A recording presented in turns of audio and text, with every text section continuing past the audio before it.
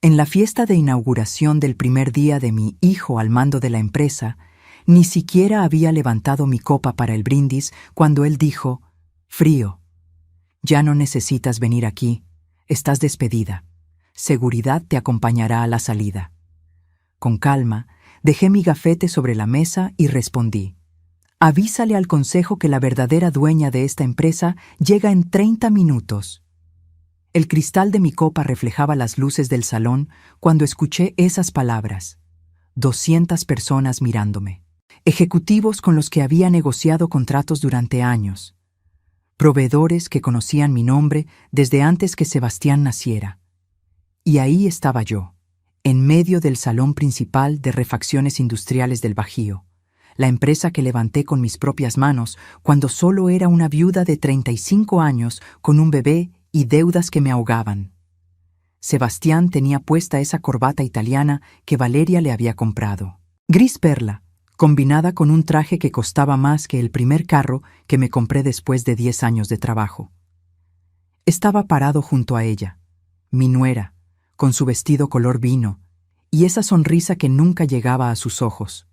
Una sonrisa que yo había confundido con elegancia durante 5 años de matrimonio. «Mamá», continuó mi hijo, y la palabra me sonó como vidrio rompiéndose. «Hemos decidido que es momento de que disfrutes tu retiro. Ya hiciste suficiente». Suficiente. Esa palabra flotó en el aire como humo. Suficiente fueron las noches sin dormir cuando las cuentas no cerraban. Suficiente fueron los 20 años levantándome a las 5 de la mañana para abrir el taller antes que cualquier empleado. Suficiente fue rechazar 3 propuestas de matrimonio porque ningún hombre iba a decidir sobre lo que construí para mi hijo. Los murmullos comenzaron. Alguien tosió incómodo. El director financiero, Gustavo Rentería, desviaba la mirada hacia su plato. Él sabía. Todos sabían que algo no estaba bien, pero nadie iba a contradecir al nuevo director general en su primera noche. Valeria se acercó a Sebastián y le susurró algo al oído. Vi cómo mi hijo asentía, mecánico, como si ella manejara los hilos y él solo fuera la marioneta bien vestida. Recordé cuando tenía 8 años y me abrazaba llorando porque los niños de la escuela se burlaban de sus zapatos remendados. Le prometí que nunca le faltaría nada, y cumplí. Quizás ese fue mi error. «Seguridad», llamó Sebastián, haciendo un gesto con la mano. 2 hombres con trajes negros comenzaron a caminar hacia mí. No los conocía. Eran nuevos, contratados la semana anterior, según me enteré después. La vieja guardia jamás me habría tocado. Ellos recordaban cuando yo misma cargaba cajas de refacciones en la bodega porque no teníamos dinero para contratar más personal. Tomé mi copa y bebí un sorbo largo de vino tinto. 200 pesos la botella, según decía la etiqueta. Ridículo para una empresa que el año pasado facturó 45 millones de pesos. Pero claro, Valeria prefería ahorrar en vino y gastar en decoración francesa para su nueva oficina. Dejé la copa sobre la mesa con cuidado. Nada de drama, nada de gritos. Eso era lo que esperaban, ¿verdad? Que hiciera un escándalo. Que me pusiera histérica como las viejas, que seguramente Valeria mencionaba en sus conversaciones privadas con las esposas de los otros ejecutivos. Me quité el gafete del cuello. Amelia Torres de Mora, fundadora. Ese pedazo de plástico con mi fotografía de 3 años atrás. Aún se me veía el cabello más oscuro, menos canas, menos arrugas alrededor de los ojos. Me lo quité despacio y lo coloqué junto a mi plato intacto de salmón con alcaparras. «Sebastián», dije, y mi voz salió firme, sin temblor. «Avísale al consejo directivo que la verdadera dueña de esta empresa llegará en 30 minutos». Se hizo un silencio tan denso que pude escuchar el zumbido del aire acondicionado. Valeria dejó de sonreír. Sebastián frunció el ceño, confundido. «¿De qué hablas?», preguntó mi hijo. «En 30 minutos lo sabrás». Tomé mi bolso de piel, ese que me regalé cuando cumplimos el primer millón en ventas. Mientras tanto, disfruten su fiesta. Caminé hacia la salida con la cabeza en alto. Los tacones resonaban contra el mármol importado que Valeria había insistido en instalar el mes pasado. 3 millones de pesos en pisos cuando teníamos equipos en la planta que necesitaban mantenimiento. Pero ella siempre tuvo prioridades diferentes. Nadie me detuvo. Los guardias de seguridad se quedaron inmóviles, sin saber qué hacer. Gustavo Rentería me miró con algo parecido a la lástima. O quizás era miedo. Él sabía más de lo que aparentaba. Cuando llegué al elevador, presioné el botón y esperé. Las puertas de acero reflejaban mi rostro. 67 años. Arrugas que contaban historias de sol en la piel mientras supervisaba entregas. Manos que alguna vez tuvieron callos de tanto trabajar. Ojos que habían visto crecer un imperio desde un taller de 3 empleados hasta una empresa con 200 trabajadores. Las puertas se cerraron y por primera vez en toda la noche sonreí, porque ellos no sabían 3 cosas fundamentales. Primero, nunca firmé la transferencia real de la patente del sistema de inventario automatizado que desarrollamos hace 5 años, ese sistema que representa el 60% del valor comercial de la empresa. Segundo, tenía copias de todos los documentos fraudulentos que Valeria me hizo firmar bajo engaños. Y tercero, afuera del edificio me esperaba la licenciada Fernanda Aguirre, la abogada corporativa más temida de Guadalajara, con 2 carpetas llenas de evidencia y una orden judicial que iba a cambiar todo. El elevador descendía piso por piso y con cada nivel que bajaba sentía cómo recuperaba algo que había perdido en esos últimos 3 años. Dignidad, fuerza, claridad. 30 minutos. Eso era todo lo que necesitaba para demostrarles quién realmente construyó ese imperio. Y cuando las puertas del elevador se abrieron en la planta baja, el aire fresco de la noche me golpeó la cara como una promesa de justicia. Si quieres saber cómo una madre traicionada recuperó lo que era suyo por derecho, suscríbete al canal, porque esta historia apenas comienza. 30 años atrás, yo no era la mujer que acababan de humillar en ese salón de luces brillantes y pisos de mármol. Era Amelia Torres, una viuda de 35 años, con un bebé de 8 meses que no dejaba de llorar y un taller mecánico heredado que se caía a pedazos. Cuando Roberto murió en ese accidente en la carretera a Morelia, llevando refacciones a un cliente que nunca pagó, me dejó 3 cosas: un hijo, un taller con deudas de 180,000 pesos y un reloj de bolsillo de plata con una inscripción que leía: tiempo de sembrar, tiempo de cosechar. Ese reloj era lo único de valor que teníamos, pero jamás lo vendí. Lo guardaba en mi bolso como un recordatorio de que todo tiene su momento. El taller estaba en la colonia Ferrocarril, en un edificio de ladrillo que olía a aceite quemado y metal oxidado. 3 empleados, don Jacinto, que tenía 60 años y manos que temblaban por la artritis. Mario, un muchacho de 22 que sabía más de motores que cualquier ingeniero. Y Refugio, que llevaba las cuentas en un cuaderno de pasta dura porque no teníamos dinero para una computadora. Los acreedores llamaban cada 2 días. El banco amenazaba con quedarse con el terreno.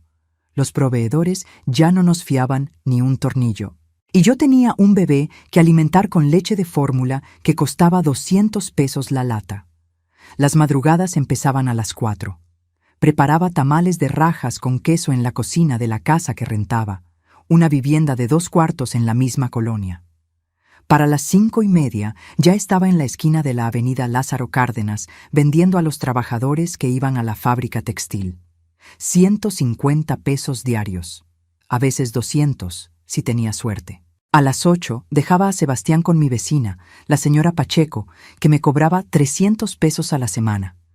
Dinero que salía directamente de los tamales, porque el taller apenas generaba para pagar los sueldos. Llegaba al negocio con olor a masa en las manos y grasa en el delantal. Don Jacinto nunca me miraba con lástima. Solo me preguntaba: ¿qué hacemos hoy, patrona? Y yo revisaba las pocas órdenes de trabajo que teníamos, intentando estirar cada peso como si fuera chicle. Los primeros 6 meses fueron pura supervivencia. Aprendí a negociar con los acreedores. Denme 3 meses más y les pago con intereses. La mayoría aceptaba porque sabían que si nos cerraban, no recuperarían nada. Aprendí a buscar refacciones usadas en los deshuesaderos de la ciudad. Aprendí a sonreír aunque tuviera ganas de llorar. El punto de quiebre llegó una tarde de julio. Un hombre llegó en una camioneta Ford, con el motor haciendo un ruido que sonaba a muerte inminente. Era dueño de una flotilla de transporte de carga. Necesitaba el trabajo urgente. «Si me lo tienen listo en 2 días, les pago el doble», dijo. Don Jacinto me miró. Mario me miró. Refugio cerró su cuaderno y también me miró. Todos sabíamos que era imposible. No teníamos las refacciones, no teníamos el tiempo, pero sí teníamos la necesidad. «Lo tendrá en 2 días», respondí. Trabajamos 48 horas casi sin parar. Yo llamé a cada proveedor que conocía hasta encontrar las piezas. Empeñé mi anillo de bodas para pagar por adelantado. Mario durmió 3 horas en el piso del taller. Don Jacinto se inyectó medicamento para el dolor en las articulaciones y siguió trabajando. Y yo, entre llamada y llamada, amamantaba a Sebastián en la oficina, que era más un closet con escritorio. Entregamos a tiempo. El hombre pagó 12,000 pesos. Cash. Billetes arrugados que conté 3 veces porque no podía creer que fueran reales. «Si siempre trabajan así», dijo antes de irse, «les mando toda mi flotilla». Cumplió. En 3 meses teníamos 5 camionetas más en reparación. En 6 meses contratamos a 2 mecánicos más. En 1 año habíamos pagado la mitad de las deudas y Sebastián ya caminaba entre las herramientas como si el taller fuera su parque de juegos. Pero el verdadero cambio llegó cuando vi la oportunidad que nadie más vio. Los talleres solo reparaban. Yo decidí que también íbamos a vender refacciones. Empecé pequeño, con un catálogo prestado y un teléfono que sonaba cada vez más. Compraba al mayoreo en la Ciudad de México y revendía en Guadalajara con un margen del 30%. En 5 años, el taller se había convertido en Refacciones Industriales del Bajío. Ya no solo reparábamos, distribuíamos piezas a 50 talleres en 3 estados. Teníamos 20 empleados, una bodega, 2 camionetas de reparto y una oficina donde Sebastián hacía la tarea mientras yo cerraba contratos. Nunca dejé de hacer tamales. Los vendía los domingos en el tianguis porque me recordaba de dónde venía. Porque cada peso contaba. Porque el respeto no se compra con dinero fácil, se gana con trabajo que te rompe la espalda, pero no el espíritu. Cuando Sebastián cumplió 10 años, la empresa facturaba 5 millones al año. Cuando cumplió 15, éramos 20 millones. Cuando entró a la universidad a estudiar administración, ya éramos la distribuidora más grande de la región. Y yo seguía siendo la misma mujer que se levantaba temprano, que revisaba cada factura, que conocía el nombre de cada empleado y el cumpleaños de sus hijos, la misma que guardaba el reloj de Roberto en el cajón de su escritorio y lo miraba cada vez que tenía que tomar una decisión difícil. Tiempo de sembrar, tiempo de cosechar. Sembré 30 años de mi vida en esa empresa. 30 años de madrugadas, de sacrificios, de renuncias. Rechacé a Armando, el ingeniero que me invitó a cenar durante 2 años hasta que se cansó. Rechacé a Miguel, que tenía una ferretería próspera y me ofreció sociedad y matrimonio. Rechacé cualquier cosa que me distrajera de mi único objetivo: darle a mi hijo un futuro que yo nunca tuve. Y ahora, 30 años después, ese mismo hijo me había despedido como si fuera una empleada cualquiera, como si mi nombre no estuviera en cada ladrillo de ese edificio, como si mi sangre no estuviera mezclada con el cemento de esos cimientos. Pero ellos no sabían algo fundamental. Yo no había construido un imperio para que alguien me lo quitara. Lo había construido porque sabía exactamente cuánto costaba cada tornillo, cada decisión, cada lágrima derramada en silencio. Y ahora había llegado el tiempo de cosechar. Valeria llegó a nuestras vidas un martes de octubre, hace 5 años. Sebastián la conoció en un congreso de administración empresarial en Monterrey. Cuando me la presentó 2 semanas después, traía puesto un saco color camel y aretes de perla que probablemente costaban más que mi primer carro. «Mamá, ella es Valeria Sandoval. Tiene una maestría en Administración de Negocios por el ITESM. me dijo mi hijo con esos ojos brillantes que no veía desde que era niño y le regalaba juguetes en Navidad. Valeria extendió su mano, fría, suave, sin callos, manos que nunca habían cargado una caja ni limpiado grasa de un motor. Sonrió mostrando dientes perfectamente alineados, blancos como porcelana. Un placer, señora Torres. Sebastián me ha contado tanto sobre usted y todo lo que ha logrado. Es admirable. Admirable. La palabra sonaba correcta, pero había algo en su tono que no me cuadraba, como cuando muerdes una fruta que se ve perfecta por fuera, pero está hueca por dentro. Aún así, me obligué a sonreír. Mi hijo estaba enamorado, y yo solo quería su felicidad. Los primeros meses fueron como un cortejo. Valeria venía a cenar a casa cada viernes. Traía postres caros de pastelerías francesas. Hablaba de estrategias de mercado y expansión corporativa con palabras que sonaban importantes. Sebastián la miraba como si fuera la respuesta a todas las preguntas que nunca había hecho. «Mamá, Valeria dice que deberíamos modernizar el sistema de inventario», me comentó una noche mientras lavábamos los platos. «Que podríamos triplicar la eficiencia». «¿Y qué sabe ella de nuestro inventario?», pregunté, más brusca de lo que pretendía. «Tiene experiencia, mamá. Trabajó en una consultoría de procesos empresariales». Experiencia. Esa palabra otra vez. Como si mis 30 años levantando la empresa desde cero no fueran experiencia suficiente. Se casaron en abril del año siguiente. Una boda en el jardín del Hotel Quinta Real que costó 300,000 pesos. Valeria insistió en cada detalle. Flores importadas, un violinista español, un menú de 5 tiempos. Yo pagué todo sin chistar porque era la felicidad de mi hijo, aunque el dinero pudo haber servido para renovar la maquinaria de la planta. La luna de miel fue en Europa. 3 semanas. Cuando regresaron, Valeria ya no usaba su apellido.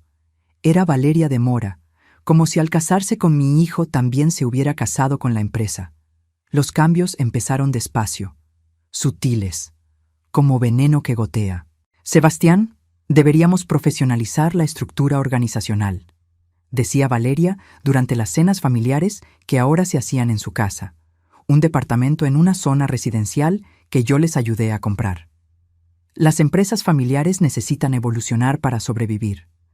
«Mi mamá ha hecho que sobrevivamos durante 3 décadas», respondía Sebastián, aunque cada vez con menos convicción. «Claro, y por eso mismo merece descansar. Ya dio todo lo que tenía que dar». Descansar. Otra palabra bonita para decir que estorbaba. 3 meses después de la boda, Valeria sugirió que necesitábamos consultores externos para evaluar nuestros procesos. Pagamos 250,000 pesos a una firma que básicamente nos dijo lo que yo ya sabía. Funcionábamos bien, pero podíamos automatizar ciertas áreas. ¿Ves, mamá? Valeria tenía razón, me dijo Sebastián cuando presentaron el informe. 6 meses después, Valeria convenció a Sebastián de que ella debía tener una oficina en la empresa. «Para apoyarte, amor, yo puedo encargarse de la parte administrativa mientras tú te enfocas en las ventas». Le di mi visto bueno, porque pensé que entre más ayuda tuviera mi hijo, mejor. No vi la trampa. No vi que estaba dejando entrar al caballo de Troya. Valeria rediseñó todo. Cambió los muebles de la recepción. Contrató una nueva asistente, una muchacha de 25 años llamada Denise, que solo respondía órdenes de ella. Implementó reuniones semanales de estrategia corporativa, donde yo empecé a sentirme como una reliquia del pasado. «Señora Torres, entiendo su punto, pero los modelos modernos de gestión sugieren…», comenzaba Valeria cada vez que yo opinaba algo. Y Sebastián asentía. Siempre asentía. El golpe real llegó cuando me pidieron que firmara unos documentos. Valeria los trajo una tarde con su sonrisa perfecta y una explicación que sonaba razonable. «Son solo ajustes para la estructura fiscal, suegra. El contador dice que así pagaremos menos impuestos. Es rutinario». Rutinario. Firmé 10 páginas sin leer la letra pequeña porque confiaba en mi hijo. Porque jamás imaginé que la mujer que dormía junto a él estaba tejiendo una red para atraparme. Un año después, mi oficina fue remodelada sin que me lo consultaran. Cuando llegué un lunes, encontré que la habían reducido a la mitad. Mis archivos, los que contenían 30 años de historia, habían sido digitalizados y enviados a almacenamiento externo. «Es más eficiente, mamá», explicó Sebastián. Valeria coordinó todo el proceso. Por supuesto que lo hizo. Mi asistente, Refugio, la misma que había estado conmigo desde los días del taller, fue despedida 2 meses después. «Necesitamos personal más joven, más adaptado a las nuevas tecnologías», dijo Valeria durante una reunión del consejo donde yo ya casi ni participaba. «Refugio conoce esta empresa mejor que nadie», protesté. «Exactamente, conoce la empresa del pasado.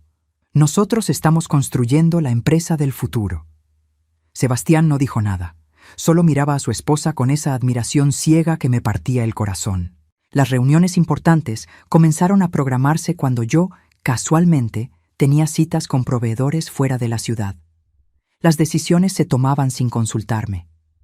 Los reportes financieros llegaban a mi escritorio 3 días después de que ya se habían discutido con el consejo. Me estaban borrando.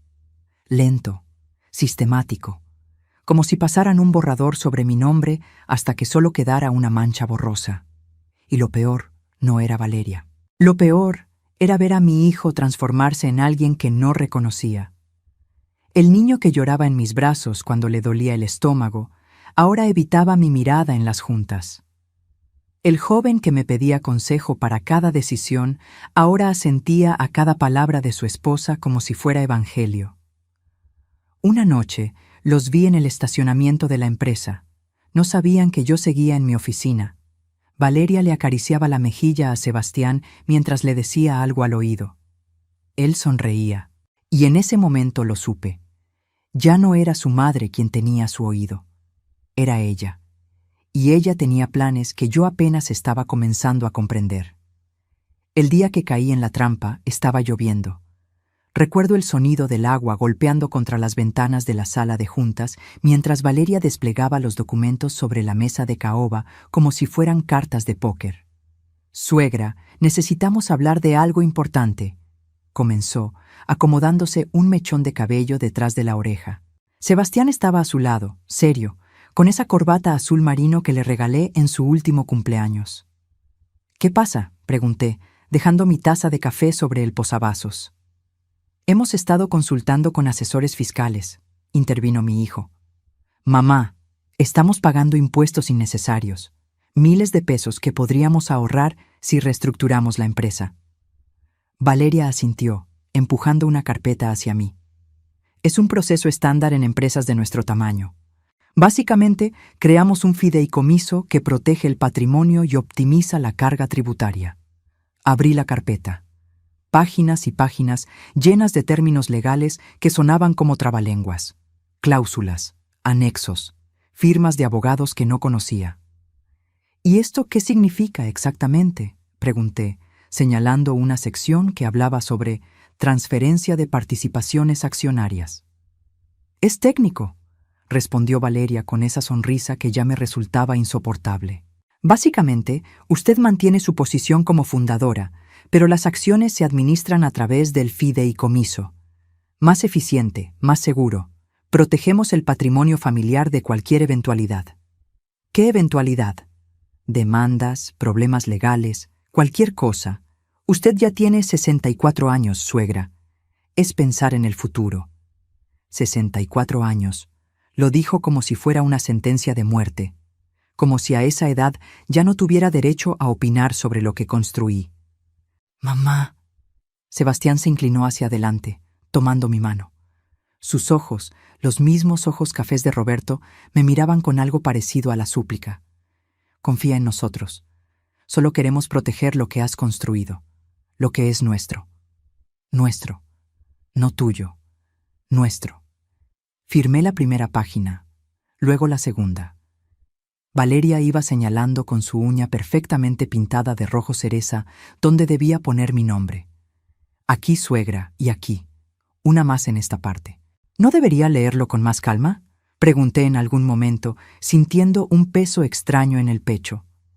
«Por supuesto, si quiere, pero el contador dice que necesitamos presentarlo antes del viernes para que aplique en este ejercicio fiscal. Si no, perdemos el ahorro de este año. Sebastián apretó mi mano. Mamá, te prometo que todo está bien. Valeria revisó todo con 3 abogados diferentes. 3 abogados que yo nunca había visto. 3 abogados que probablemente cobraron una fortuna por diseñar esta jaula perfecta. Firmé todo. 23 páginas. Cada firma era como entregar un pedazo de mí misma sin darme cuenta. 2 semanas después, llegó otro paquete de documentos. Poderes especiales para agilizar la toma de decisiones, explicó Valeria durante un desayuno en la oficina. Usted viaja mucho visitando proveedores. Necesitamos que Sebastián pueda firmar contratos sin esperar a que regrese. Tenía sentido, o al menos así me lo pareció. En los últimos meses había estado viajando más a León, a Querétaro, a la Ciudad de México, cerrando acuerdos con nuevos distribuidores. Cada vez que volvía, había alguna decisión que se había retrasado esperando mi firma. ¿Qué tipo de contratos?, pregunté. Operativos, compras, ventas, nada mayor. Las decisiones estratégicas siguen requiriendo su aprobación. Firmé los poderes, amplios, generosos, letales. El tercer golpe fue el más sutil. Llegó envuelto en preocupación y cariño falso. Suegra, hemos notado que últimamente está más cansada, dijo Valeria una tarde, sentadas en su oficina que ahora era 3 veces más grande que la mía. Es normal a su edad. Por eso pensamos que sería bueno que tuviéramos acceso a sus cuentas bancarias. No para usarlas, solo para ayudarla a administrarlas. Yo administro perfectamente mis cuentas. Lo sabemos. Pero imagine que le pasa algo, un accidente, una enfermedad. Sebastián es su único hijo. Debería tener acceso para poder ayudarla si lo necesita. La palabra clave era sí, pero Valeria la usaba como si fuera cuando. No es necesario. Mamá, intervino Sebastián, que había aparecido en la puerta como por arte de magia. Solo queremos cuidarte. Eres lo más importante que tengo. Me negué. Esa vez me negué. Fue la única línea que no crucé, y probablemente fue lo que me salvó después. Pero el daño ya estaba hecho. 3 años de firmas. 3 años de confía en nosotros. 3 años de veneno gota a gota. No fue hasta mucho después que entendí lo que había pasado. El fideicomiso no solo optimizaba impuestos. Había transferido el 85% de mis acciones a un vehículo legal donde Sebastián era el administrador único. Yo mantenía solo el 15% directo a mi nombre. Los poderes especiales no eran solo para contratos operativos. Le daban a mi hijo autoridad para tomar cualquier decisión corporativa sin mi consentimiento. Y la reestructura administrativa había colocado a Valeria como directora de finanzas, con control total sobre los presupuestos, las inversiones y los gastos. Me habían convertido en accionista minoritaria de mi propia empresa, en una empleada de lujo con el título de fundadora, que ya no significaba nada más que una placa dorada en la pared. Y yo había firmado mi propia condena. No por estúpida, no por descuidada, sino porque cometí el error más grande que puede cometer una madre: confiar ciegamente en su hijo. Durante esos 3 años, mientras firmaba documentos y cedía poder, Valeria tejía su red. Cambiaba empleados leales por gente nueva que solo le respondía a ella. Modificaba políticas, creaba estructuras donde yo ya no era necesaria. Y Sebastián, mi hijo, el bebé que amamanté en el piso del taller mientras revisaba facturas, se había convertido en el instrumento perfecto de mi propia destrucción. Porque Valeria sabía algo que yo tardé años en entender. No necesitas destruir a alguien con violencia. Solo necesitas hacer que firme su propia rendición con una pluma y una sonrisa. La primera señal real de que ya no era bienvenida en mi propia empresa llegó un lunes de marzo. Entré a mi oficina y encontré a 2 trabajadores moviendo mis archiveros. ¿Qué hacen?, pregunté, dejando mi bolso sobre el escritorio. Órdenes de la directora Valeria, señora, respondió el más joven sin mirarme a los ojos. Vamos a remodelar este espacio. ¿Remodelar? Nadie me dijo nada. No sabemos los detalles, señora. Solo seguimos instrucciones.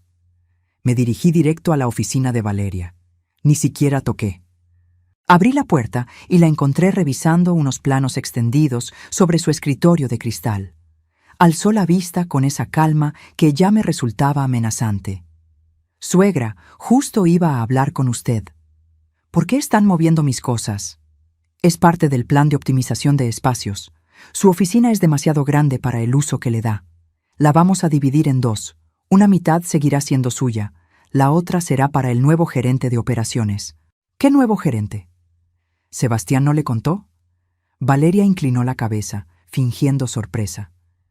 Contratamos a Rodrigo Maldonado. Viene de una empresa en Monterrey. Experiencia impresionante en logística. Yo manejo las operaciones. Usted fundó la empresa, suegra. Eso no se discute. Pero las operaciones modernas requieren conocimientos específicos de software, optimización de rutas, análisis de datos en tiempo real. Rodrigo tiene certificaciones internacionales. Certificaciones. Otra palabra para decir que yo estaba obsoleta. Debieron consultarme. Lo hicimos. En la junta del consejo de la semana pasada. Usted no pudo asistir, ¿recuerda? Tenía esa cita con el proveedor en Querétaro. Claro, la cita que ella misma había programado para el mismo día de la junta. Qué conveniente. Volví a mi oficina. Los trabajadores ya habían levantado una pared de tabla roca en medio del espacio. Mi oficina, donde había tomado decisiones por 30 años, donde había llorado en silencio después de días imposibles, donde había firmado el primer contrato de $1.000.000, ahora era del tamaño de un cubículo. Mis fotografías, las que mostraban la evolución de la empresa desde el taller original, habían sido enviadas a bodega para su resguardo. El librero de madera que Roberto construyó con sus manos estaba siendo desarmado porque no cabía en el nuevo espacio. «Cuidado con ese librero», ordené. «Señora, nos dijeron que ya no se usa. Va al almacén». Ese librero lo hizo mi esposo. El trabajador me miró incómodo. No sabíamos, pero las órdenes son claras. Las órdenes, siempre las órdenes de alguien más. Los meses siguientes fueron un desfile de pequeñas humillaciones. Mi asistente refugio, después de ser despedida, fue reemplazada por una chica de 23 años llamada Pamela, que claramente había sido instruida para gestionar mi agenda, de manera que yo siempre llegara tarde o no me enterara de las reuniones importantes. «Señora Torres, la junta de presupuesto fue reprogramada para esta mañana. Lo siento, no alcancé a avisarle». «Pamela, esa junta era el jueves». «Sí, pero surgió un conflicto de agenda con el director Sebastián. Don't worry, le enviaré las minutas». Las minutas llegaban 3 días después, cuando las decisiones ya estaban tomadas. Presupuestos aprobados, inversiones autorizadas, contrataciones confirmadas. Todo sin mi voto, todo sin mi opinión. En las pocas juntas a las que sí asistía, mi voz se había vuelto invisible. Yo proponía algo y Valeria respondía con un «Es interesante, pero los estudios de mercado sugieren otra dirección». Sebastián asentía. El resto del consejo, casi todos caras nuevas, que ni siquiera conocían la historia de la empresa, la seguían como ovejas. Gustavo Rentería, el director financiero que llevaba 15 años conmigo, era el único que a veces me buscaba con la mirada. Pero incluso él había aprendido a quedarse callado. Necesitaba su trabajo. Tenía 3 hijos en la universidad. Un día encontré mi lugar de estacionamiento ocupado. El número 0001, el que siempre había sido mío, ahora tenía una placa nueva. Director General, Sebastián Mora Torres. Mi nuevo lugar estaba en la zona de visitantes. «Es solo un ajuste organizacional», explicó Valeria cuando protesté. «El director general debe tener el lugar principal. Es protocolo corporativo». Protocolo. Como si 30 años de levantar esa empresa no fueran protocolo suficiente. Las invitaciones a eventos corporativos dejaron de llegar. La cena anual con proveedores, que yo había organizado durante 2 décadas, se realizó sin que nadie me avisara. Me enteré por una fotografía en redes sociales donde Sebastián y Valeria brindaban con los clientes que yo había conseguido en el restaurante que yo había seleccionado durante años. «Mamá, Pensamos que querrías descansar, me dijo Sebastián cuando lo confronté. Ya haces demasiado. Descansar. Esa palabra otra vez. El eufemismo elegante para decir desaparecer. Mi correo electrónico corporativo comenzó a recibir menos mensajes. Luego me di cuenta de por qué. Me habían sacado de las listas de distribución importantes. Ya no me copiaban en las decisiones. Ya no me consultaban en las negociaciones. Una tarde intenté acceder al sistema financiero para revisar los reportes trimestrales. Mi contraseña no funcionaba. Pamela, mi acceso al sistema no funciona. Ah, sí. Hubo una actualización de seguridad. Ahora los accesos son por niveles. Le puedo solicitar los reportes que necesite y se los envío. Yo quiero acceso directo. Tendría que pedirlo al comité de tecnología, pero tarda como 2 semanas el trámite. 2 semanas para acceder a la información de mi propia empresa. Mientras Valeria probablemente podía ver cada número con un solo clic. El desplazamiento más doloroso fue cuando renovaron la planta de producción. Inauguraron una nueva área de almacenamiento automatizado con un evento para toda la empresa. Discursos. Corte de listón. Fotografías oficiales. Yo estaba en la segunda fila, no en el templete. Ni siquiera me mencionaron en los agradecimientos. Valeria habló sobre visión de futuro y modernización. Sebastián agradeció al equipo de trabajo, pero nadie dijo el nombre de Amelia Torres, como si los cimientos de ese edificio no estuvieran construidos con mi sudor, como si las máquinas no se hubieran comprado con ganancias que yo generé vendiendo tamales a las 5 de la mañana. Después del evento, me encontré sola en el estacionamiento. Llovía ligeramente. Vi a través de las ventanas del salón a todos celebrando. Sebastián reía con los nuevos ejecutivos. Valeria posaba para fotografías. Y yo estaba afuera, bajo la lluvia, sintiéndome como una extraña en el lugar que construí con mis manos. Saqué del bolso el reloj de Roberto. Las 8 de la noche. Tiempo de sembrar, tiempo de cosechar. Leí la inscripción una vez más. Había sembrado 30 años de mi vida, pero alguien más estaba cosechando los frutos. Y en ese momento, bajo la lluvia, tomé una decisión. No iba a llorar más, no iba a aceptar más humillaciones. Si me querían fuera, iban a tener que sacarme con la verdad por delante, porque yo no era una empleada que se podía despedir con una carta. Yo era la dueña, y era hora de recordarles quién construyó ese imperio que ahora querían robarme. El descubrimiento llegó por accidente. Como todas las verdades que cambian una vida, no la estaba buscando. Simplemente apareció frente a mí como una bofetada. Era un jueves por la tarde. 2 meses antes de aquella fiesta de inauguración que lo cambiaría todo. Pamela había salido temprano, algo sobre una cita médica que yo no tenía por qué cuestionar. Necesitaba imprimir un contrato que un proveedor me había enviado por correo. La impresora de mi oficina diminuta se había descompuesto la semana anterior y aún no la reparaban. Así que caminé hacia la oficina de Sebastián. Él estaba en una reunión fuera de la empresa. La puerta estaba abierta. Me senté frente a su computadora. Todavía tenía su sesión abierta. Busqué mi correo en el navegador y encontré el documento. Lo mandé a imprimir. Mientras esperaba que saliera, la pantalla mostró una notificación. Un correo nuevo en la bandeja de entrada de Sebastián. No iba a leerlo. No era mi intención. Pero el asunto me detuvo en seco. Borrador final. Estrategia de transición AT. AT Amelia Torres. Mis iniciales. El cursor parpadeaba sobre el mensaje. Mi mano temblaba sobre el mouse. No debía abrirlo. Era la correspondencia de mi hijo, pero algo en mi estómago me decía que necesitaba ver qué había dentro. Hice clic. El correo era de un tal licenciado Héctor Briceño, del despacho legal Briceño & Asociados. Nunca había oído ese nombre. El mensaje era breve pero letal. Estimado Sebastián, adjunto el documento final de la estrategia de transición para la señora Amelia Torres. Como discutimos, el enfoque debe ser gradual pero firme. Los puntos clave: 1. Anuncio de retiro voluntario durante evento corporativo.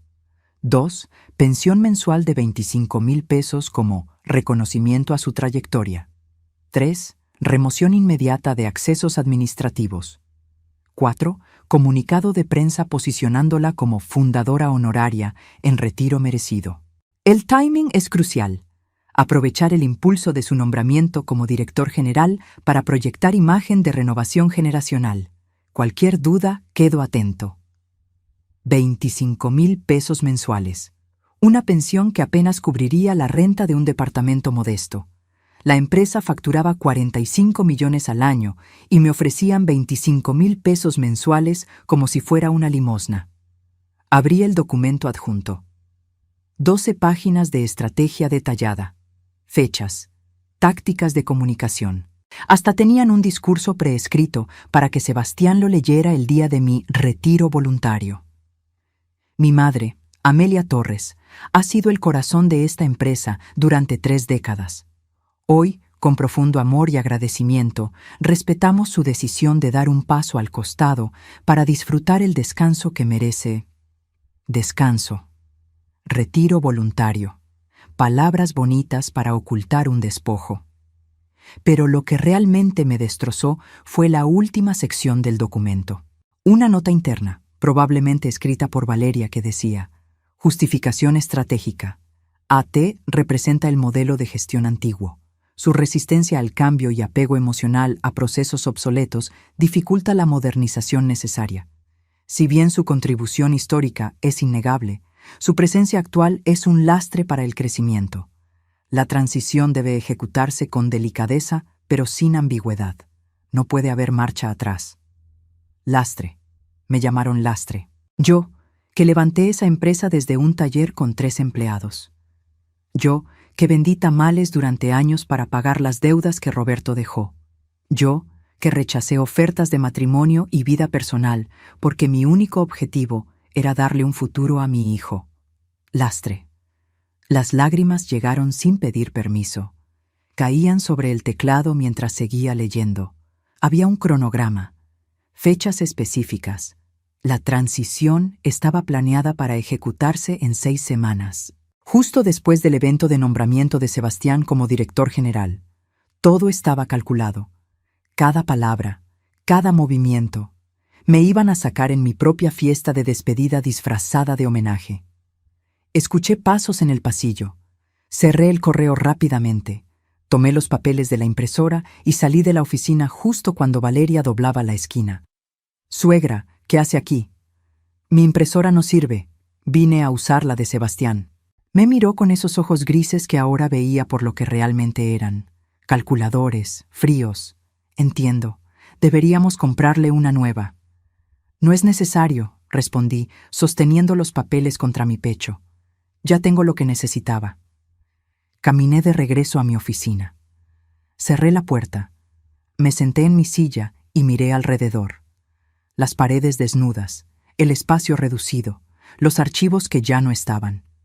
Todo había sido parte del plan. Cada humillación, cada desplazamiento, cada puerta que se cerraba en mi cara. No fue negligencia, fue estrategia. Saqué el reloj de Roberto del cajón, las 5 de la tarde. En la oficina de al lado escuchaba las risas del nuevo gerente de operaciones hablando por teléfono. En el pasillo, empleados que ya ni me saludaban caminaban apurados a reuniones de las que yo estaba excluida. Pensé en mi hijo, en el bebé que cargué mientras mezclaba cemento para reparar las paredes del taller. En el niño que me abrazaba y me decía: «Cuando sea grande, voy a cuidarte como tú me cuidas a mí». ¿En qué momento se rompió esa promesa? ¿Fue gradual o hubo un día específico donde Sebastián dejó de ser mi hijo y se convirtió en el instrumento de Valeria? No lo sabía. Y en ese momento dolía más no saberlo que la traición misma. Tomé mi celular y marqué un número que no había usado en años. Lorena Campos, mi asistente durante 20 años, la que Valeria despidió con la excusa de reestructuración. ¿Señora Torres? Lorena, necesito verte. Esta noche, fuera de la oficina. Hubo un silencio. Luego, ¿pasó algo? Sí, y necesito tu ayuda. Nos encontramos en un café cerca de la Minerva. Lorena llegó con una caja de cartón. Cuando me despidieron, dijo poniendo la caja sobre la mesa. Sabía que algo no estaba bien. Así que antes de irme, hice copias. ¿Copias de qué? De todo. Documentos, correos, contratos. Durante meses vi cómo la señora Valeria movía papeles, cambiaba cifras, firmaba cosas a su nombre. Me dio mala espina, y cuando intenté decírselo, me corrieron. Abrió la caja. Adentro había carpetas organizadas por fecha, documentos legales, estados financieros, correos impresos. Esto, señaló una carpeta roja, son los documentos que usted firmó hace 3 años, los originales. Y estos, señaló otra carpeta azul, son las versiones que realmente se presentaron ante notario. Abrí ambas carpetas, las puse lado a lado. Las diferencias eran sutiles pero devastadoras. Cláusulas agregadas, porcentajes modificados. Mi firma estaba en ambas versiones, pero el contenido era diferente. Me engañaron, susurré. La estafaron, corrigió Lorena. Y tengo más. Transferencias a cuentas offshore. Facturas infladas a proveedores fantasma. La señora Valeria no solo la está sacando de la empresa, la está vaciando. Sentí como algo dentro de mí se quebraba. Pero no era mi espíritu. Era el último vestigio de la mujer ingenua que había confiado en su familia. Necesito un abogado, dije. Conozco a alguien, el licenciado Ernesto Salazar. Trabajó con su esposo hace años. Se jubiló, pero creo que para usted haría una excepción. Esa noche no dormí. Leí cada documento que Lorena me había dado, cada correo, cada contrato. La evidencia era aplastante. No solo me habían mentido, me habían robado sistemáticamente durante 3 años, y yo había firmado sin cuestionar, porque confiaba, porque era mi hijo, pero ya no más. A las 6 de la mañana, marqué el número que Lorena me había dado. Licenciado Salazar, soy Amelia Torres, viuda de Roberto Mora, necesito recuperar mi empresa. El licenciado Ernesto Salazar vivía en una casa modesta en la colonia Chapalita. Cuando abrió la puerta, reconocí inmediatamente esos ojos penetrantes que recordaba de las pocas veces que visitó el taller cuando Roberto estaba vivo. Ahora tenía el cabello completamente blanco y usaba bastón, pero su mirada seguía siendo la de un hombre que no se dejaba engañar fácilmente. Amelia, dijo, y había afecto genuino en su voz. Pasa, te estaba esperando. Su estudio olía a libros viejos y café recién hecho. Las paredes estaban cubiertas de títulos de derecho corporativo y fotografías de casos ganados. Me señaló un sillón de piel gastada frente a su escritorio. Lorena me contó un poco por teléfono. Comenzó, sirviéndome café en una taza de cerámica. Pero quiero escucharlo de ti. Todo, le conté. Desde la llegada de Valeria hasta el correo que descubrí. No omití nada. Ni siquiera las partes donde yo había sido ingenua, donde había firmado sin leer, donde había confiado cuando debí cuestionar. Ernesto escuchaba en silencio, tomando notas en una libreta amarilla. Cuando terminé, se recostó en su silla y suspiró profundo. Roberto estaría furioso, dijo finalmente. No contigo, con ellos. Fui una tonta. Fuiste una madre. Eso no es lo mismo. Se inclinó hacia adelante. Amelia, lo que te hicieron tiene nombre. Fraude por engaño. Las firmas obtenidas mediante información falsa son nulas. Y si Lorena tiene los documentos originales y las versiones alteradas, tenemos caso. ¿Puedo recuperar el control? Podemos intentarlo. Pero necesito que entiendas algo. Esto no será rápido ni limpio. Es tu hijo, tu familia. Una vez que abramos este frente, no hay marcha atrás. Ya no hay marcha atrás, respondí, sosteniendo mi taza con manos que ya no temblaban. Ellos decidieron eso cuando me llamaron lastre. Ernesto asintió. Entonces empecemos. Primero necesito ver todos los documentos, cada papel que firmaste en los últimos 5 años. Pasamos las siguientes 2 semanas reconstruyendo el caso. Lorena trajo sus copias. Yo solicité duplicados a través de canales que Valeria no controlaba. Ernesto contactó a peritos especializados en documentos legales. Los resultados fueron devastadores. No solo habían alterado los contratos del fideicomiso, también habían falsificado minutas de juntas donde supuestamente yo había votado a favor de decisiones que nunca vi. Habían creado una telaraña de mentiras documentadas. Pero hay un problema, dijo Ernesto una tarde, señalando un documento específico.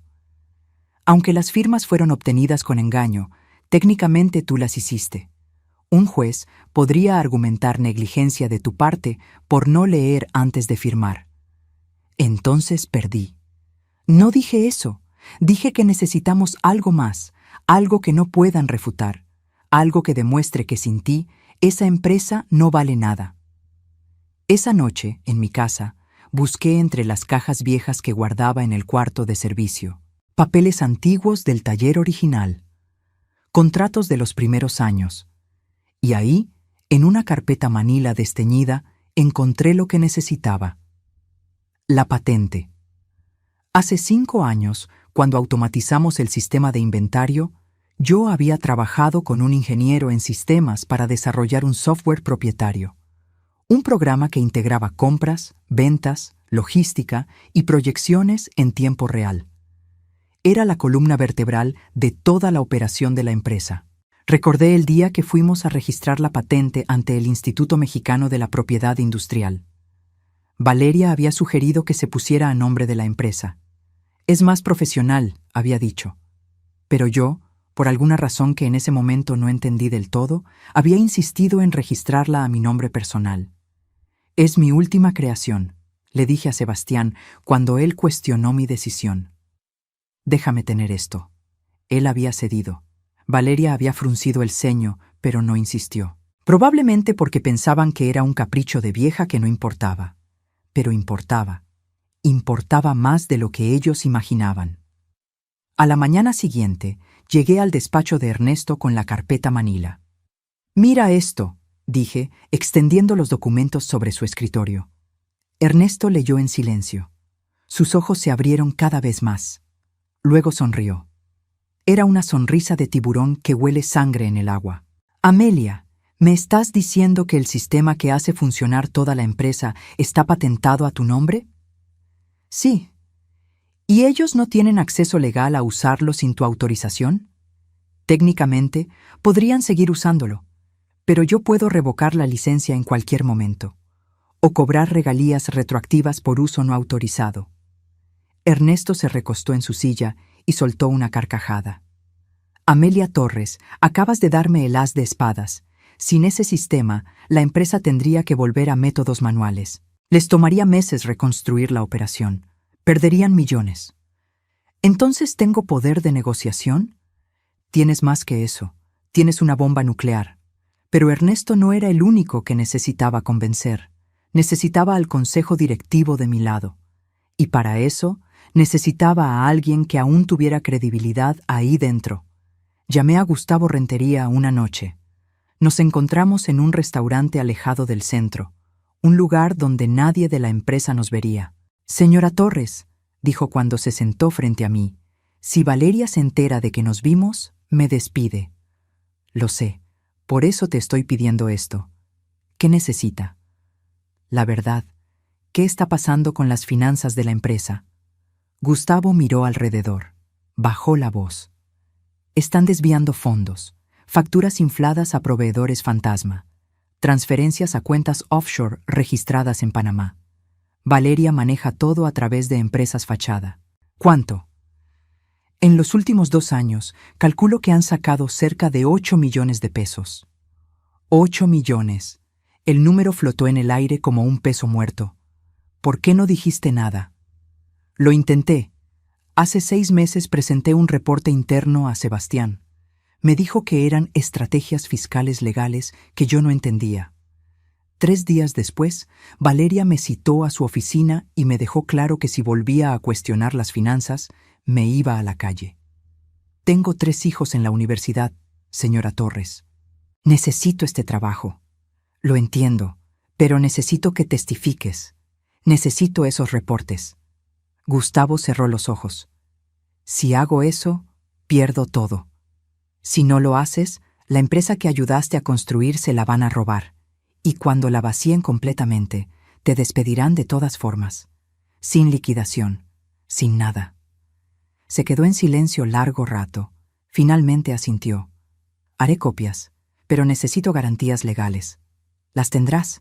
La tercera pieza del plan requería algo que nunca pensé que tendría que hacer: contratar a alguien que pudiera enfrentar a Valeria en su propio juego.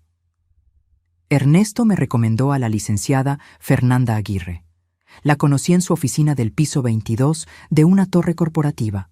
Tenía 40 años, vestía traje sastre negro y tenía una reputación de acero. Se especializaba en derecho corporativo y tenía un historial impresionante de casos ganados contra empresas que intentaban despojar a fundadores. «Señora Torres», dijo después de revisar todos los documentos durante 2 horas, «esto es un caso de libro. Fraude documentado, desvío de recursos, contratos viciados y una patente que les da jaque mate. Pero necesito que entienda algo. Ganar esto va a costar. No solo dinero, va a costar relaciones, va a costar familia. Mi familia me traicionó primero. ¿Está segura? Porque una vez que presentemos esto ante el Consejo, no hay vuelta atrás. Su hijo enfrentará consecuencias legales. Su nuera podría terminar en prisión si probamos malversación». Pensé en Sebastián, en el niño que fue, en el hombre en que se convirtió, y en la decisión que él ya había tomado cuando firmó ese plan para sacarme de mi propia empresa. Estoy segura. Entonces necesito 2 semanas para preparar todo. Documentación legal, orden judicial, citatorio al consejo directivo. Vamos a necesitar actuar rápido y con sorpresa. ¿Cuándo es el evento de nombramiento de su hijo? En 15 días. Fernanda sonrió. Perfecto. Que tengan su fiesta, que crean que ganaron, y entonces les mostramos que la verdadera dueña nunca se fue. Durante esas 2 semanas viví una doble vida. En la oficina seguía siendo la fundadora desplazada que nadie tomaba en cuenta. En las noches revisaba documentos legales, preparaba testimonios y planeaba cada movimiento con precisión quirúrgica. Valeria y Sebastián no sospechaban nada. Los veía en las reuniones, sonrientes, seguros de su victoria. Planeaban esa fiesta como si fuera una coronación. No sabían que yo también estaba planeando. No una fiesta, una resurrección. Y cuando el reloj de Roberto marcara la hora correcta, iba a recordarles que el tiempo de cosechar había llegado. Pero esta vez yo iba a cosechar justicia. El elevador bajaba lentamente mientras yo contaba los segundos. Planta baja. Las puertas se abrieron y ahí estaba Fernanda Aguirre, con su maletín de piel y esa mirada que no dejaba espacio para dudas. «¿Lista?», preguntó. Más que nunca.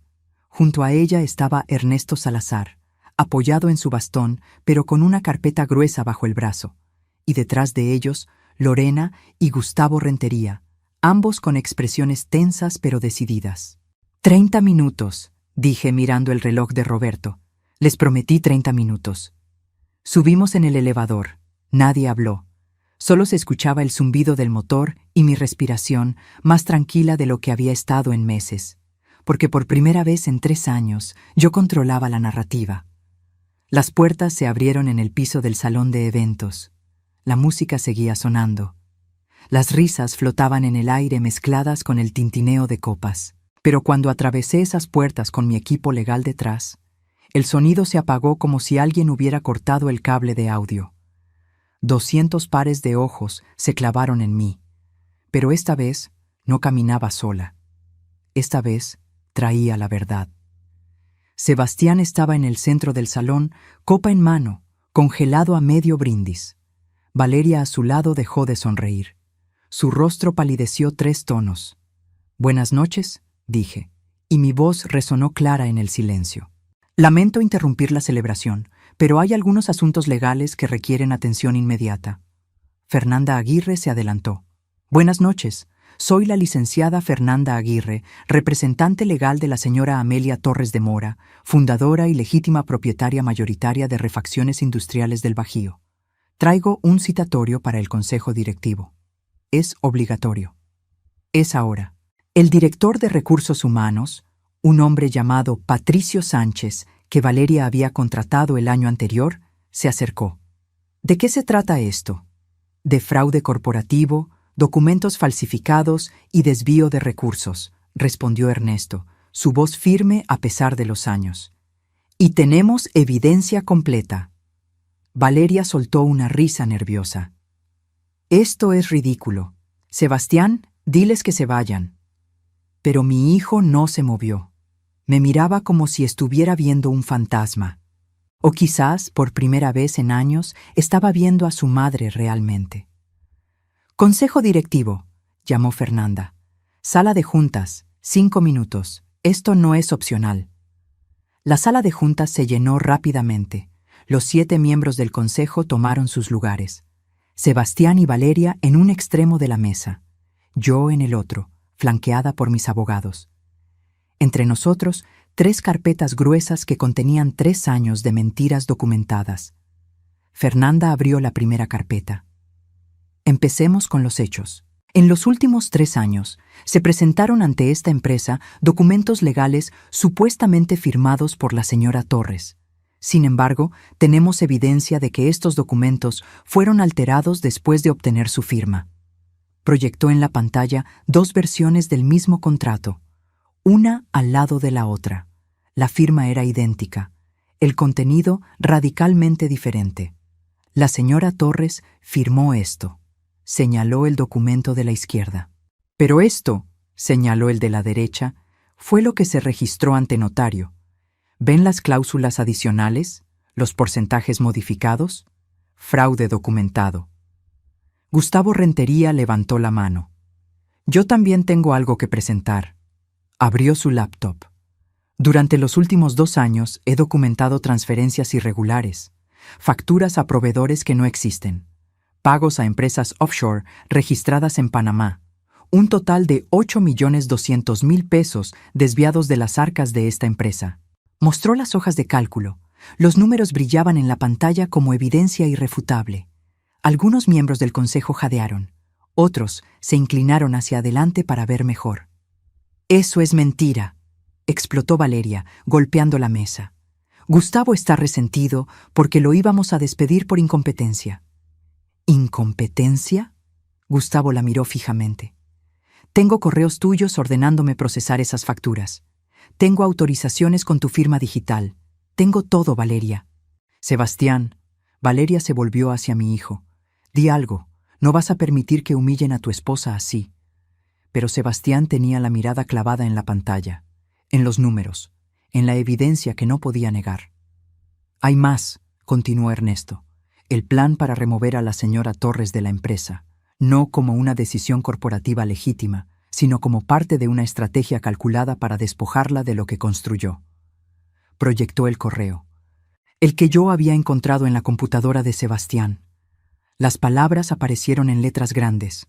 Su presencia actual es un lastre para el crecimiento. El silencio que siguió era tan denso que podía cortarse con cuchillo. Algunos miembros del consejo miraban a Valeria con algo entre horror y desprecio. Otros miraban a Sebastián esperando que dijera algo, lo que fuera. «Mamá», comenzó mi hijo, pero su voz se quebró. «No», lo interrumpí. «No me llames así, no ahora, no después de planear sacarme de mi propia empresa con una pensión de 25.000 pesos mensuales». «Yo no...» Fue idea de Valeria. «Ah, entonces solo seguías órdenes». Mi voz salió más dura de lo que pretendía. ¿Sabes qué más seguía órdenes?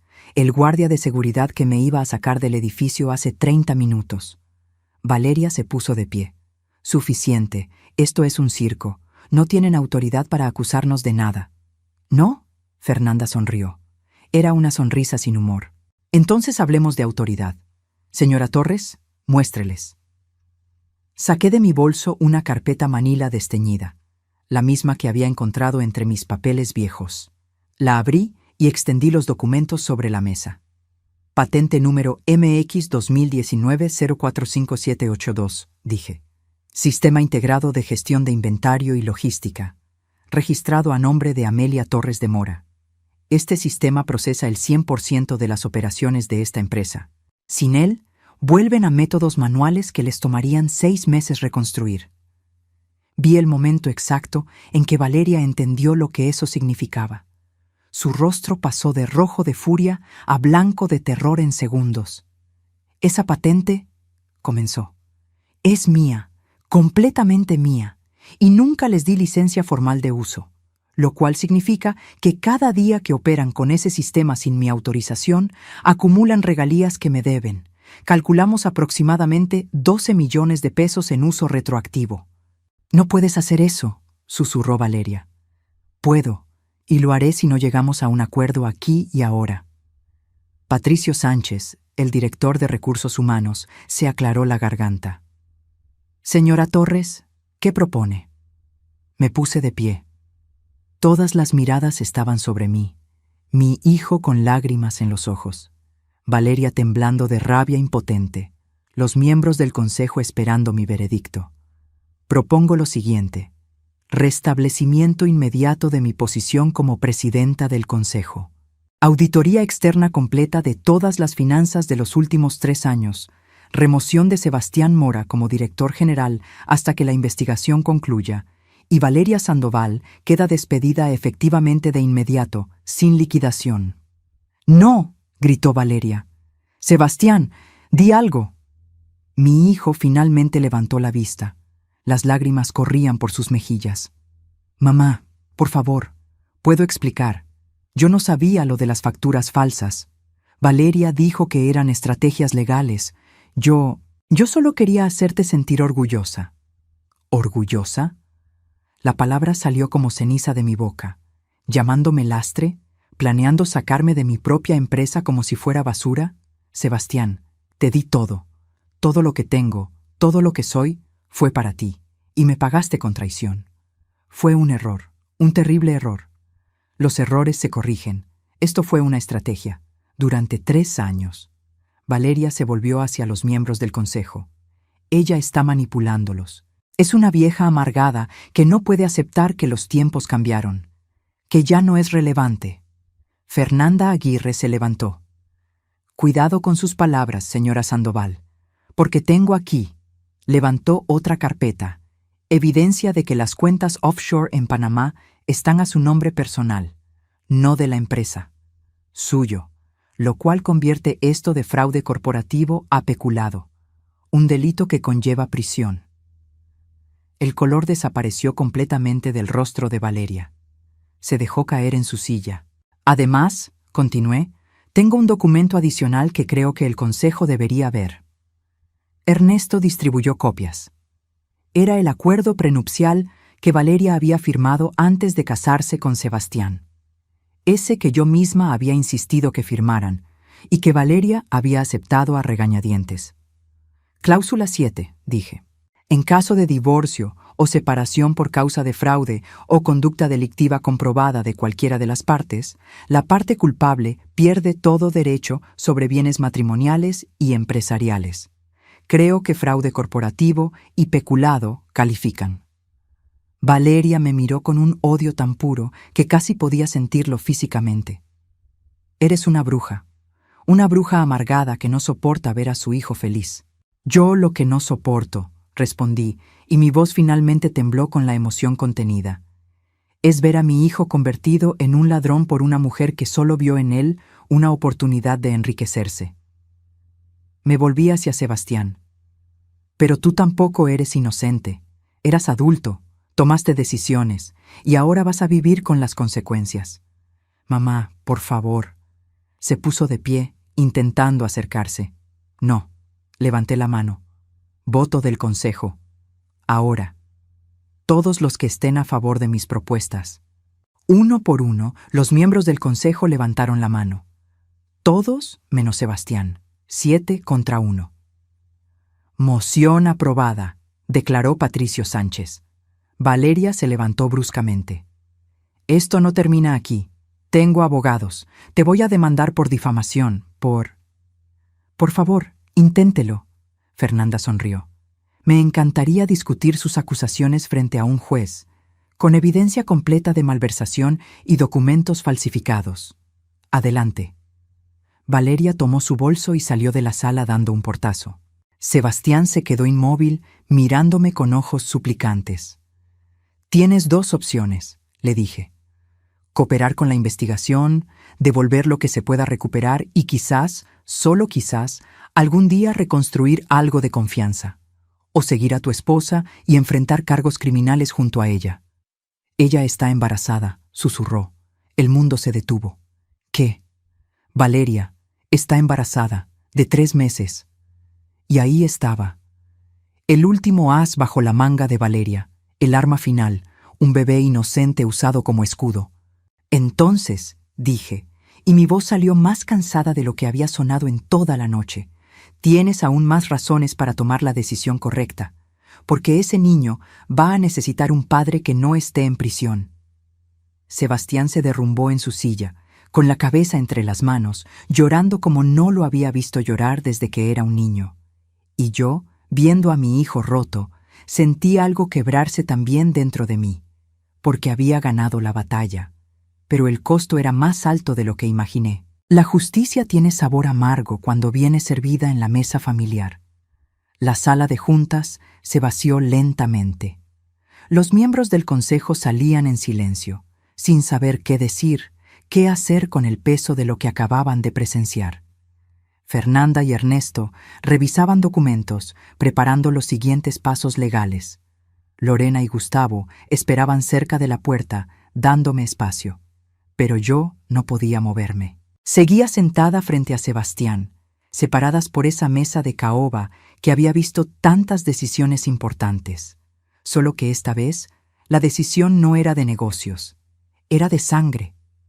Mi hijo tenía la cabeza entre las manos. Sus hombros temblaban, y por un momento terrible y hermoso a la vez, volví a ver al niño de 8 años que lloraba porque los otros niños se burlaban de sus zapatos remendados. «¿Cuándo lo supiste?», pregunté finalmente. «¿Cuándo supiste del embarazo?». Sebastián levantó la cabeza. Tenía los ojos rojos, hinchados. «Hace 2 semanas. Valeria me lo dijo el mismo día que confirmamos la fecha de esta fiesta». «Qué conveniente». «No fue así, mamá. Llevábamos meses intentándolo».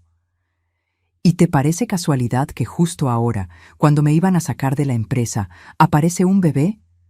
Sebastián se limpió la cara con el dorso de la mano.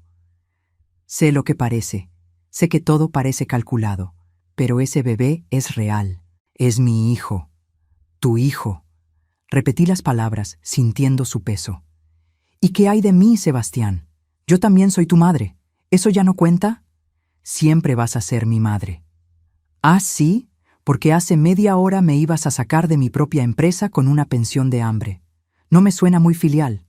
«Fue un error. Un terrible, imperdonable error». «No». Mi voz se endureció. «Un error es olvidar una fecha, equivocarte en un número. Esto fue una traición planificada durante años, con documentos falsificados, con estrategias y fechas y discursos preescritos. Eso no es un error, Sebastián. Eso es una decisión». Se puso de pie bruscamente. Caminó hacia la ventana que daba al estacionamiento. Abajo podía ver a los invitados de la fiesta saliendo del edificio, confundidos, murmurando entre ellos. La celebración había terminado antes de comenzar. «Valeria me convenció», dijo sin volverse. «Me dijo que era lo mejor para la empresa, que tú ya habías dado todo lo que podías dar, que merecías descansar». «¿Y tú le creíste?». «Yo quería creerle, porque era más fácil que enfrentarte, que decirte que me sentía sofocado». Esa palabra me golpeó como un puñetazo. «¿Sofocado?». Finalmente se volvió. «Mamá, yo nunca elegí este negocio. Tú lo elegiste por mí. Desde que tengo memoria, todo fue algún día esto será tuyo. Como si no tuviera opción, como si mi vida ya estuviera escrita. Te di opciones, te mandé a la universidad. Estudiaste administración porque tú quisiste, porque era lo que esperabas, porque decepcionarte era imposible después de todo lo que sacrificaste por mí». Su voz subió de volumen. «¿Sabes cuánta presión es esa? ¿Saber que tu madre vendió tamales a las 5 de la mañana para que tú tuvieras zapatos nuevos? ¿Que rechazó el amor para que tú pudieras heredar un imperio? Yo nunca te pedí gratitud. No tenías que pedirla, estaba en cada mirada, en cada mira lo que construí para ti, en cada conversación sobre el futuro de la empresa. Mi futuro ya estaba decidido antes de que yo pudiera decidir algo. Las lágrimas amenazaban con salir, pero las contuve. ¿Entonces esto es mi culpa? ¿Te obligué a robarme? No, no es eso lo que digo. Se pasó las manos por el cabello, desesperado. Estoy tratando de explicarte que Valeria encontró esa grieta, ese resentimiento que yo ni siquiera sabía que tenía, y lo usó. Me hizo creer que quitándote de en medio, yo finalmente sería libre de ser mi propio jefe. ¿Y lo eres? ¿Eres tu propio jefe? Porque desde donde yo estoy, pareces un títere de tu esposa. La puerta se abrió. Valeria entró como una tormenta, con el celular en la mano. Sebastián, nos vamos, ahora. No, dije poniéndome de pie. Él se queda, tú te vas. No tienes autoridad para decirme lo que hago. Tengo toda la autoridad, esta es mi empresa, y tú ya no trabajas aquí. Valeria se rió. Una risa aguda, histérica. ¿Tu empresa? Amelia, por favor. Esta empresa es tan mía como tuya. Yo la modernicé, yo la hice rentable, yo... Tú la vaciaste, la interrumpí. 8 millones de pesos en cuentas offshore. ¿Crees que un juez va a creer que eso fue modernización? Se acercó a mí, tanto que pude oler su perfume caro, ese que probablemente compraba con el dinero robado. Escúchame bien, suegrita. Puedes presentar todos los documentos que quieras. Puedes hacer tu show dramático. Pero yo tengo algo que tú nunca vas a tener. El hijo que va a perpetuar este apellido. Tu nieto. Y si me tocas, si intentas meterme en problemas, te prometo que nunca vas a conocerlo. El silencio que siguió era tan pesado que dolía respirar. ¿Estás usando a tu propio hijo como rehén? Pregunté, incrédula. Estoy protegiéndolo de una abuela tóxica que no sabe cuándo retirarse. Sebastián dio un paso hacia ella. Valeria, basta. No, Sebastián. Ella necesita entender cómo van a ser las cosas. O nos deja en paz. O ese bebé crece sin saber quién es su abuela. Algo dentro de mí se quebró. No era rabia. Era algo peor. Era la comprensión completa y devastadora de que había perdido a mi hijo mucho antes de esta noche. Lo había perdido en algún momento entre los tamales a las 5 de la mañana y las expectativas que puse sobre sus hombros sin darme cuenta. Vete, dije, y mi voz salió extrañamente tranquila. ¿Qué? Valeria parpadeó, confundida. Que te vayas, ahora, antes de que llame a seguridad y te saquen como ibas a sacarme a mí. Sebastián. Valeria lo miró, esperando que él dijera algo, que la defendiera.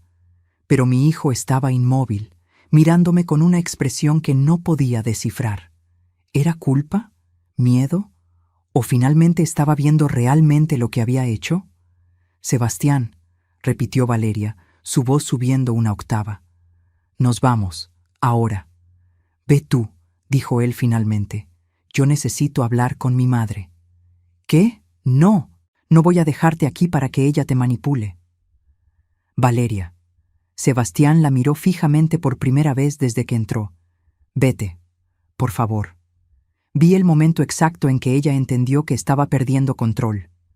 Su rostro pasó por una docena de emociones en segundos. Sorpresa, furia, miedo, cálculo. Finalmente aterrizó en algo parecido al desprecio. Bien, quédense aquí llorando juntos, pero recuerden, ese bebé es mío, y yo decido quién lo conoce y quién no. Salió dando un portazo que resonó en toda la sala. Fernanda Aguirre, que había estado observando desde la puerta, entró. Señora Torres, esa amenaza sobre el bebé no tiene validez legal. Una vez que nazca, usted tiene derechos como abuela. Lo sé, respondí, aunque en ese momento no me importaba la legalidad. Solo podía pensar en un bebé inocente que iba a nacer en medio de este campo de batalla. Me senté de nuevo. Sebastián hizo lo mismo. Por un largo momento, ninguno de los dos habló. Dime la verdad, dije finalmente. Y no me mientas más. ¿Sabías sobre el dinero desviado? No, te lo juro por lo que más quiero. Yo pensaba que eran estrategias fiscales legales como Valeria decía. ¿Y el plan para sacarme de la empresa? Bajó la mirada. Ese sí lo sabía, pero mamá nos lo pintó diferente.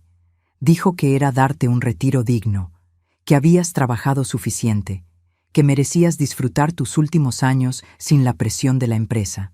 ¿Y la palabra lastre? ¿Esa también sonaba como retiro digno? Eso fue Valeria. Yo nunca usé esa palabra, pero tampoco la detuviste. Cerró los ojos. No, no la detuve, y voy a vivir con esa vergüenza el resto de mi vida. Fernanda carraspeó. Señora Torres, necesitamos su decisión. ¿Procedemos con cargos criminales contra ambos o solo contra Valeria? Miré a mi hijo, a ese hombre de 32 años que alguna vez fue el bebé que amamantaba en el piso del taller. El niño que me abrazaba y me decía que cuando creciera me iba a cuidar. El joven que lloró en mi hombro cuando su padre murió, aunque apenas lo recordaba. Y tomé la decisión más difícil de mi vida. Solo contra Valeria. Sebastián cooperará con la investigación y devolverá todo lo que se pueda recuperar. Trabajará en la empresa, pero desde abajo, sin título, sin salario ejecutivo.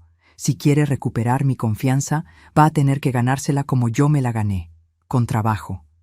Mamá, no he terminado. Vas a ir a terapia, individual, para entender cómo llegaste a este punto. Y vas a divorciarte de Valeria antes de que nazca ese bebé. No puedo divorciarme. Está embarazada. Puedes, y lo harás. Porque ese niño no puede crecer viendo a su madre manipular y robar como si fuera normal. Y tú no puedes seguir siendo su cómplice. Sebastián comenzó a llorar de nuevo. ¿Y si tiene razón? ¿Y si me impide ver a mi hijo?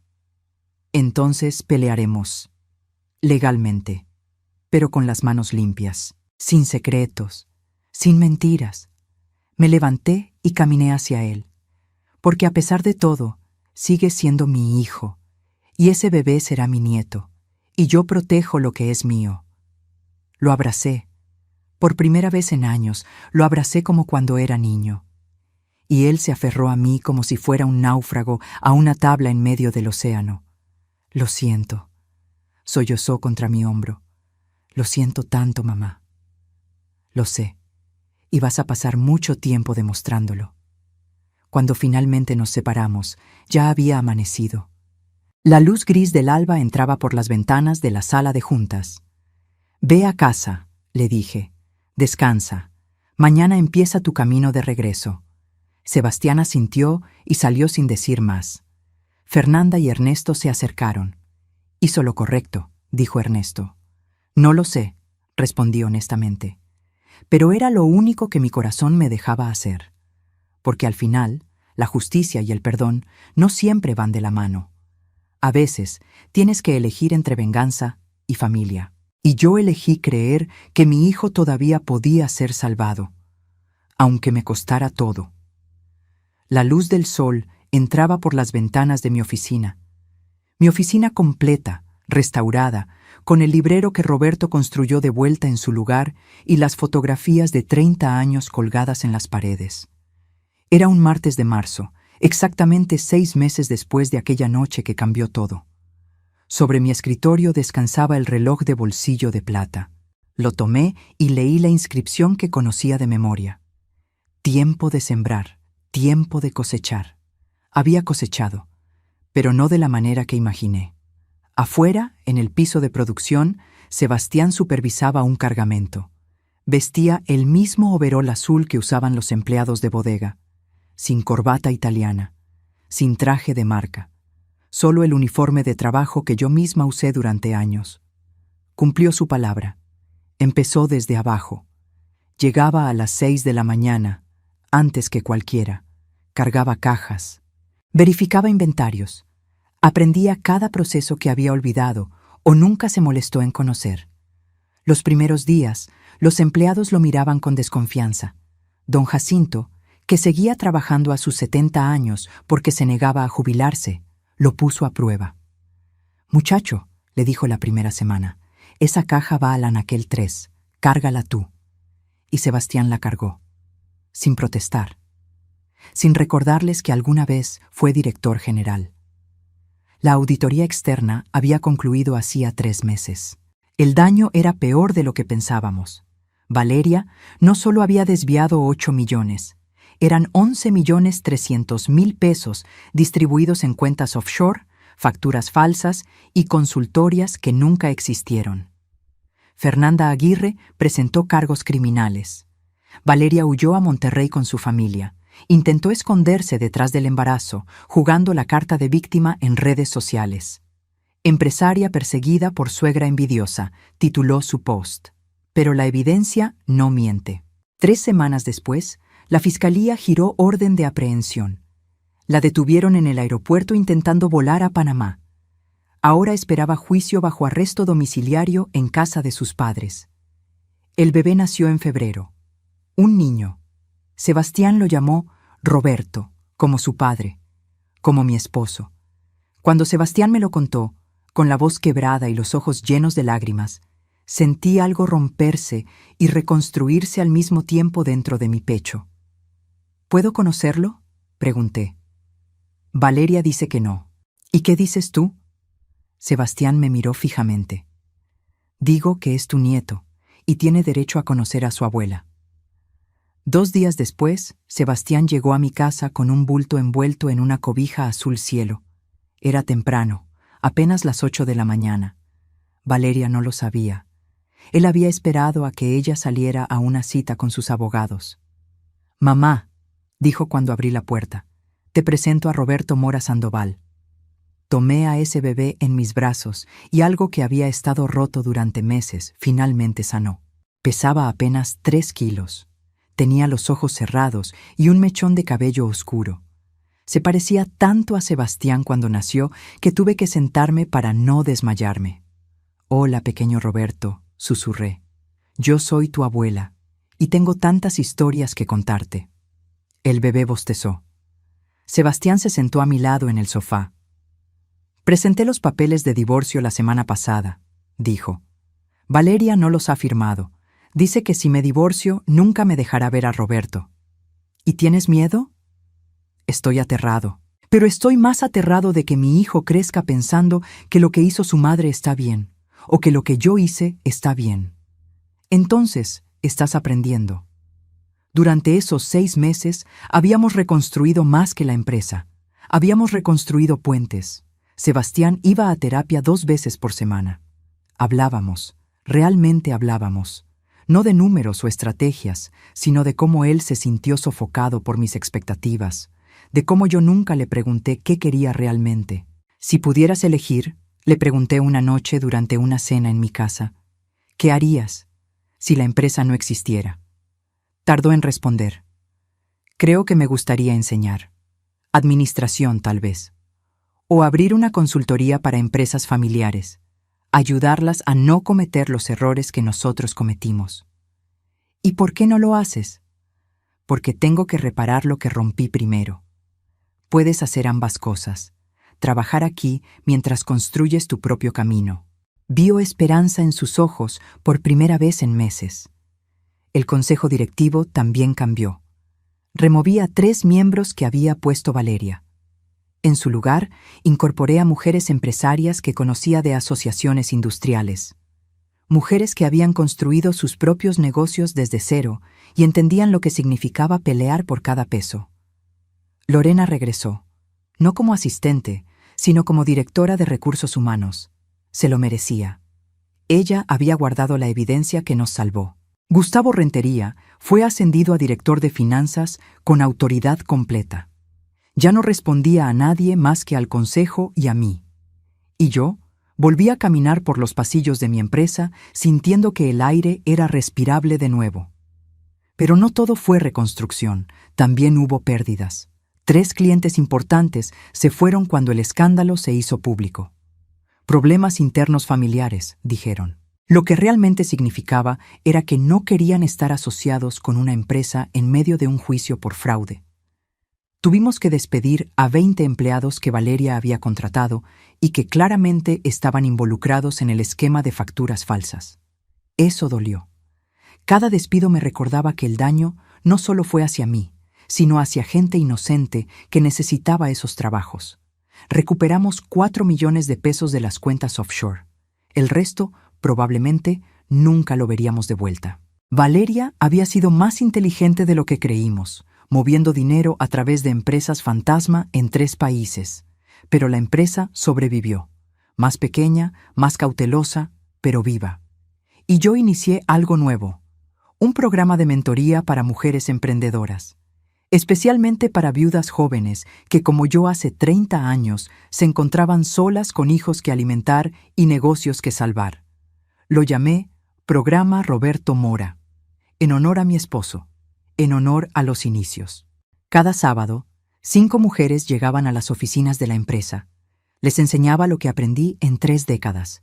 Cómo negociar con acreedores, cómo leer un estado financiero, cómo pedir ayuda sin sentir vergüenza.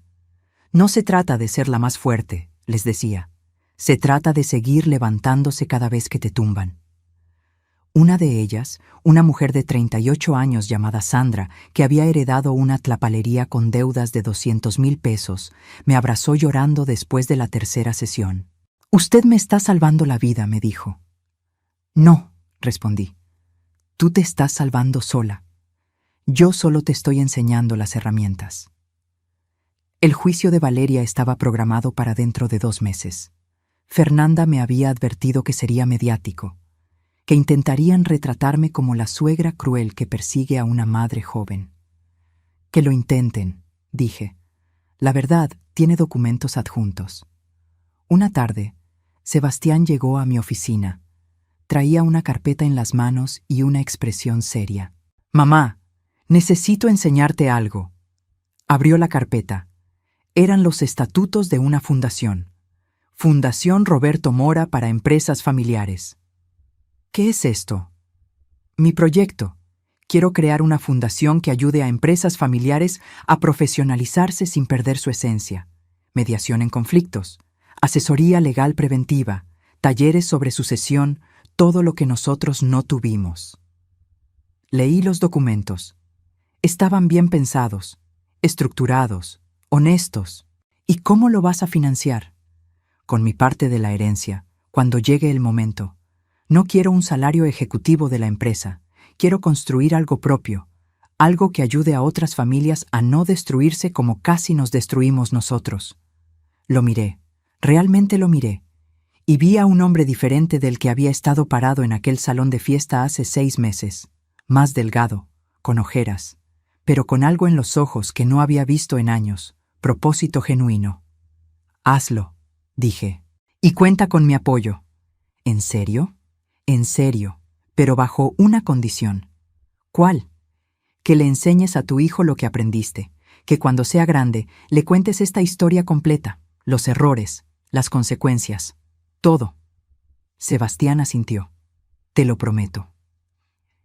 Esa noche, sola en mi casa, saqué una caja vieja del closet. Dentro estaban las fotografías de los primeros años del taller. Roberto con las manos llenas de grasa, sonriendo junto a un motor recién reparado. Yo con Sebastián bebé en brazos, parada frente al letrero que decía Taller Mecánico Mora. Habíamos recorrido un camino tan largo, tan doloroso, pero también tan necesario. Tomé el reloj de Roberto. Las 10 de la noche. Tiempo de sembrar, tiempo de cosechar. Leí en voz alta. Ya cosechamos, mi amor. Y dolió, pero estamos vivos, todavía estamos de pie. Puse el reloj de vuelta en su caja. Mañana sería otro día, otro martes de trabajo, de reuniones, de decisiones. Pero también sería un día de enseñar a 5 mujeres emprendedoras cómo leer un balance general. Un día de ver a Sebastián cargar cajas con humildad recuperada. Un día de saber que mi nieto estaba creciendo y que algún día, cuando fuera lo suficientemente grande, le contaría la historia de cómo su abuela construyó un imperio desde un taller de 3 empleados. Le contaría sobre los tamales a las 5 de la mañana, sobre las noches sin dormir, sobre las decisiones difíciles y los errores que todos cometemos, pero también le contaría sobre el perdón, sobre cómo a veces amar significa soltar, y a veces significa aferrarse, y la sabiduría está en saber cuándo hacer qué. Miré por la ventana de mi sala. La ciudad brillaba con miles de luces. Cada una probablemente representaba una historia, un sueño, una lucha. Y yo, Amelia Torres de Mora, de 68 años, seguía escribiendo la mía. Porque la verdadera riqueza no está en lo que posees, está en lo que construyes, en lo que defiendes y en lo que no permites que te arrebaten sin pelear. Y yo había peleado, había ganado, había perdido, pero sobre todo, había sobrevivido. Y eso, al final del día, era más que suficiente. Esta historia llegó a su fin, pero cada final es también un comienzo. Si esta confesión tocó tu corazón, si sentiste la injusticia, la rabia, el perdón y la esperanza junto a Amelia, déjame tu comentario. Cuéntame, ¿qué hubieras hecho tú en su lugar? ¿Alguna vez has tenido que elegir entre justicia y familia? Y dime, ¿desde dónde nos estás viendo? Escribe tu ciudad, tu país. Me encanta saber que estas historias viajan por el mundo, tocando corazones en cada rincón. Dale like si crees en segundas oportunidades. Suscríbete si quieres seguir escuchando historias reales de mujeres que se levantan cuando la vida las tumba. Porque aquí, cada historia es un recordatorio de que nunca es tarde para recuperar tu dignidad. Nos vemos en la próxima historia. Hasta entonces, recuerda, el tiempo de sembrar siempre llega, pero el tiempo de cosechar, ese lo decides tú.